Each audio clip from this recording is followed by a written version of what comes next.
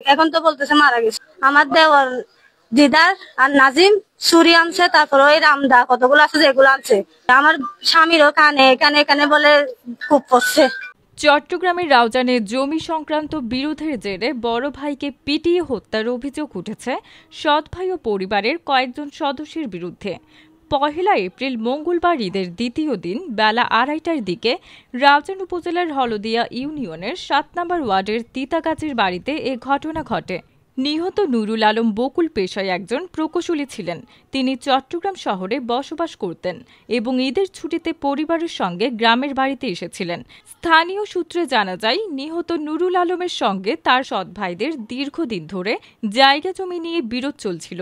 মঙ্গলবার দুপুরে এই বিষয় নিয়ে উভয় পক্ষের মধ্যে তর্ক বিতর্ক শুরু হয়, যা এক পর্যায়ে হাতাহাতিতে রূপ নেয়। নিহতের ছোট ভাইয়ের স্ত্রী নাসরিন আক্তার লিজা জানান, ঝগড়ার এক পর্যায়ে নুরুল আলমকে লাঠি দিয়ে আঘাত করেন তার সৎ ভাই নাজিম উদ্দিন, মোহাম্মদ দিদার সৎ বোন মুন্নিয়তমা সাহেদা বেগম। গুরুতর আঘাতে নুরুল আলমের মাথায় মগজ বের হয়ে যায়। স্থানীয়রা তাকে উদ্ধার করে চট্টগ্রাম মেডিকেল কলেজ চমেক হাসপাতালে নিয়ে গেলে কর্তব্যরত চিকিৎসক মৃত ঘোষণা করেন। এ নিয়ে চট্টগ্রাম আদালতে মামলা চলমান রয়েছে। এটা কোনো সমস্যা না, এখন সমস্যা যে এরা জায়গা নিয়ে 2 বছর পর্যন্ত সমস্যা চলতেছে। এখন যখন চলতেছে মামলা চলতেছে কোর্টে, তারপর থানায় মামলা আছে। এগুলা মামলার মাধ্যমে তারপর ফ্যামিলিগত আমার মামা শ্বশুর, বাড়ির সামাজিক, তারপর চেয়ার মেম্বার, এগুলা নিয়ে কতগুলা গিয়া হয়েছে। এরা মানে না, এরা গিয়া করে না। তারপর আমার বাসুর শহরে চলে যায়, যখন এগুলার সমাধান করতে পারে না, মাঝে মধ্যে আসে এরা, মাঝে মধ্যে মারধর করে গিয়া করে। তারপরে এরা আমার বাসুর কি করে চলে যায়। তবে চলে যাওয়ার পর আজকে ঈদে বেড়াইতে আসছে। যখন এখানে বেড়াতে আসছে 2 দিন পর্যন্ত কোনো কিছু নাই। আজকে সকালে আসি, আজকে 2:30 তখন 2:30টার দিক দিয়ে আসি, তখন এই বলতেছে যে ওই আমার ননদেরা আর কি, আমার ননদেরা বলতেছে যে তোদেরকে আমি খাওয়াতেও পারবো না, এদের বাসায় ছিল বলে এরা 3 জন বলতেছে তোদেরকে আমি খাওয়াতে পারবো না, তোদের গিয়া করতে পারবো না। এগুলো নিয়ে কথা কাটাকাটি হচ্ছিল। যখন কথা কাটাকাটি হচ্ছিল, এরপর বাজি গেছে মারধর। আমার দেওয়ার দিদার আর নাজিম চুরি আনছে, তারপর ওই রামদা কতগুলো আছে যেগুলো আনছে। আমার শাশুড়িও কি কি আনছে এগুলো আমি খেয়াল করি নাই। তখন আমরা মানে ভিতরে আমি সহ ছিলাম, এর মধ্যে আমি সহ মানে ওইখানে আমি 2-1টা মার খাইছি পিঠে। তারপর এরপর এর সবাই ধরছে, আমার স্বামীরও কানে কানে কানে বলে খুব পড়ছে। তারপর আমরা যখন মানুষ ডাকতে গেছিলাম, আমার বাসু তখন অর্ধেক মারা হয়ে গেছে তখন ওইখানে। তা আমরা তো একলা যে আমি মেয়ে মানুষ, আমি একলা পারবো না। তো এই ক্যাম্পে যখন মারছে, আমার শাশুড়ি মানে আমার জামাইকে এদিকে করে নিছে, আমি ওইদিকে চলে গেছি। তারপর এখান থেকে এখানে মারছে, তারপর এখানে নিয়ে কুবাইছে দাদি গিয়াদি আর কি। ঘটনায় খবর পেয়ে রাউজান থানার ওসি মনিরুল ইসলাম ঘটনাস্থলে উপস্থিত হয়ে আলামত সংগ্রহ করেছেন।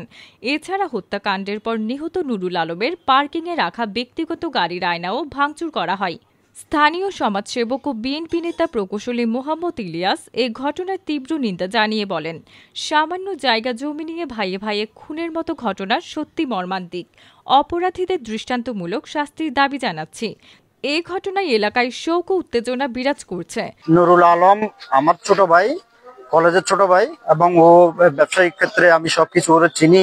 তো এখন কথা হচ্ছে যে ওর পারিবারিক এই জায়গাটা যে ঘর আছে এবং এই জায়গা ওর নিজস্ব কিনা জায়গা ওর বাপে বিক্রি করে দিছিল। এখন সে নিয়ে এখানে বসত বাড়ি করছে, তেমন থাকে না বাড়িতে।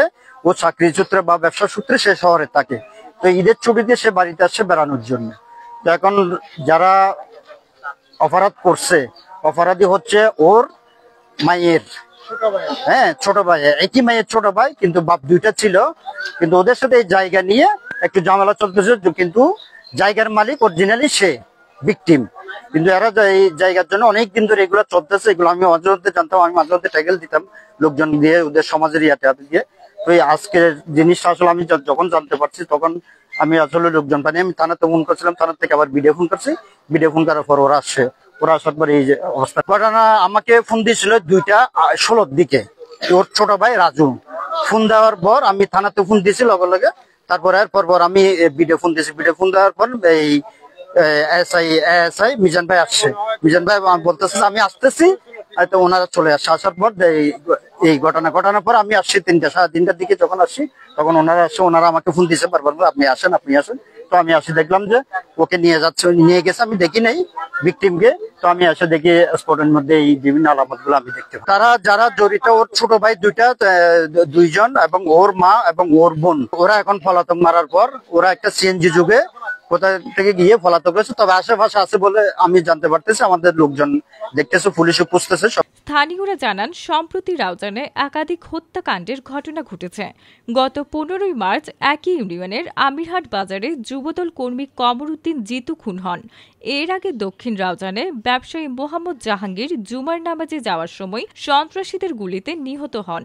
সূত্র জানায়, গত 5ই আগস্টের পর থেকে রাউজানের 7 জন খুনের শিকার হয়েছেন। আইনশৃঙ্খলা পরিস্থিতির অবনতি হওয়ায় সাধারণ মানুষের মধ্যে আতঙ্ক বিরাজ করছে। সামাজিক যোগাযোগ মাধ্যমেও এই নিয়ে ব্যাপক প্রতিক্রিয়া দেখা গেছে। অনেকেই বর্তমান পরিস্থিতির তুলনা করে রাউজানের শান্তি শৃঙ্খলা ফিরে পাওয়ার দাবি জানিয়েছেন।